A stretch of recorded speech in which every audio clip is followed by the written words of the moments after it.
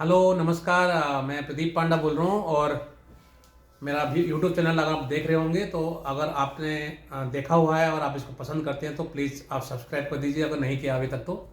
और जो भी लोगों ने मेरे यूट्यूब चैनल को सब्सक्राइब कर रखा है मैं उनको थैंक यू बोलना चाहूँगा। और मैं उम्मीद करता हूँ कि आपको मेरी जो वीडियोज़ मैं बना रहा हूँ लेटेस्ट इकोनॉमिक टॉपिक के ऊपर, फाइनेंशियल मैटर के ऊपर मैं बनाता रहता हूँ और हिंदी में ही सारे कंटेंट्स को हिंदी में बना के आपको समझाने के लिए कोशिश करता हूँ। तो प्लीज़ आप इसको अगर लाइक कर रहे हैं तो मेरा चैनल को ज़रूर सब्सक्राइब कीजिए और आगे मुझे हेल्प कीजिए कि इसकी सब्सक्रिप्शन को थोड़ा सा इंक्रीज़ करने के लिए अपने फ्रेंड सर्कल को फॉरवर्ड करके। तो आज जो इस टॉपिक के बारे में हम बात करेंगे तो इसी बारे में ही मैंने कल एक वीडियो बना चुका हूँ ऑलरेडी। बट आज मेरे इस वीडियो को दोबारा बनाने का पर्पस इसलिए है कि आज रिजर्व बैंक ऑफ इंडिया ने जो शक्तिकांत दास जी जो गवर्नर हैं उन्होंने आज मॉनेटरी पॉलिसीज़ की जो एंड रिजल्ट है, मॉनेटरी पॉलिसीज़ का जो मीटिंग होती है वो क्रेडिट पॉलिसी मीटिंग्स बोलते हैं, उसको 3 दिन का होता है और आज उसका एंडिंग का रिजल्ट जो निकाला उन्होंने। और इस रिजल्ट जो उन्होंने निकाला उसमें सबको सरप्राइज किया उन्होंने, जो आउटकम प्रेस कॉन्फ्रेंस जो किया उन्होंने सबको सरप्राइज इसलिए किया है कि इंटरेस्ट रेट जो बढ़ते आ रहा था हमारे इंडिया में, पिछले आप लगा लो 1 साल से इंटरेस्ट रेट्स बढ़ते आ रहा था। करीब 6 बार कंटिन्यूस बेसिस पे इंटरेस्ट रेट इंक्रीज हुआ था और अभी सडनली मई 2022 से इंटरेस्ट रेट बढ़ाना शुरू किया था आरबीआई ने और इसको 4% रेपो रेट से 6.5% तक लेके आगे थे। और मैंने कल जो वीडियो बनाया था उसमें मैंने आपको बोला था और मैंने अप्रीहेंड किया था कि 6.5% से 6.75% रेपो रेट बढ़ेगा। और मैं नहीं 90% ऑफ द इकोनॉमिस्ट ने ये प्रेडिक्ट किया था कि इंटरेस्ट रेट्स को आरबीआई फिर दोबारा बढ़ाएगा क्योंकि इन्फ्लेशन को अंडर कंट्रोल करना है। और ऑल ओवर वर्ल्ड में जो दूसरे सेंट्रल बैंक्स ने जो भी किया है उसको अगर हम फॉलो करेंगे, उनके ट्रेंड को और उनके पैटर्न को फॉलो करेंगे तो इंटरेस्ट रेट्स बढ़ाने का पूरी की पूरी उम्मीद था। बट आरबीआई ने डिसीजन लिया है कि फिलहाल इंटरेस्ट रेट्स को नहीं बढ़ाया गया है, तो 6.5% में पॉज दे दिया है, एक ब्रेक दिया है अभी।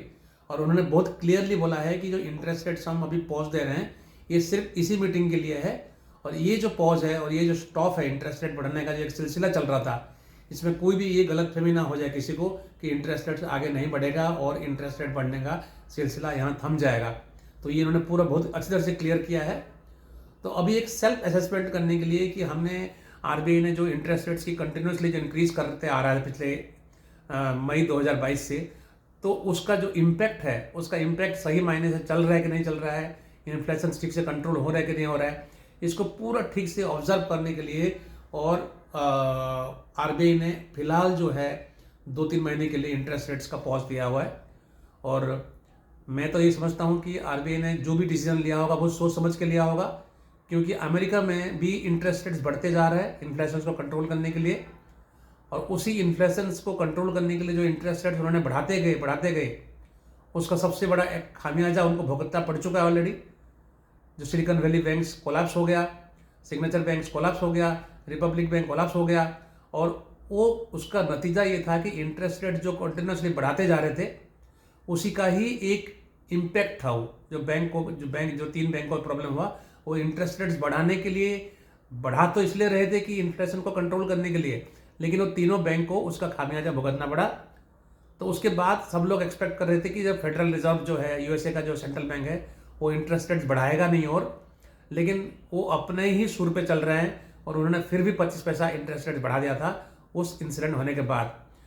यूरोप में भी इंटरेस्ट रेट्स को बढ़ाया उन्होंने, बट सबको उसी के लिए लग रहा था कि इंडिया भी उसी को फॉलो करेगा। बट इंडिया के जो गवर्नर हैं, जो उनकी कमेटी है, जो 6 लोगों का जो टीम है, उन्होंने यूनानिमसली डिसीजन लिया है कि हम इंटरेस्ट रेट फिलहाल नहीं बढ़ाएंगे। तो आज इस न्यूज़ के बाद जितने भी हमारी इंटरेस्ट सेंसिटिव कंपनीज होते हैं, जो नॉन बैंकिंग फाइनेंशियल कंपनीज होते हैं, जो रियल एस्टेट सेक्टर्स जो है, क्योंकि रियल एस्टेट सेक्टर में इंटरेस्ट रेट बढ़ने के चक्कर में जो हाउसिंग लोन्स वाला का इंटरेस्ट बहुत बढ़ चुका है, तो उसमें डेफिनेटली कहीं ना कहीं हाउसिंग फाइनेंस को ऊपर इम्पैक्ट पड़ता है, हाउसिंग इंडस्ट्री को इम्पैक्ट पड़ता है। तो वो सारे कंपनीज में आज स्टॉक मार्केट में उनका काफ़ी पॉजिटिव रिस्पॉन्स मिला था और सारे इंक्रीज हुए थे। बट हम इसको कहना बहुत ठीक नहीं होगा कि इंटरेस्ट रेट्स हमारा बढ़ने का जो सिलसिला था उसमें पॉज हो गया और आने वाले टाइम में से इंटरेस्ट रेट रिडक्शन होना शुरू हो जाएगा, ये बहुत अर्ली होगा इसको कहना। तो हम देखते हैं आने वाले टाइम में इंटरेस्ट रेट्स को लेके आरबीआई का क्या व्यू होता है। I will keep on updating you, और मेरा चैनल आप देखते रहिए और आपको इंटरेस्ट रेट रिलेटेड सारे डिटेल्स जो है आपको अच्छी तरह से मैं आपको समझाता रहूँगा। तो ये जो आज का लेटेस्ट अपडेट था, तो इसलिए मैंने आपको ये बताना था। तो मैं उम्मीद करता हूँ कि आपको ये जानकारी अच्छी लगी होगी और इफेक्ट। और अगर आप मेरे यूट्यूब चैनल देख रहे हैं रेगुलरली, प्लीज़ इसको दोबारा सब्सक्राइब कर दीजिए अगर आपने अभी तक नहीं किया है। Thank you very much. नमस्कार।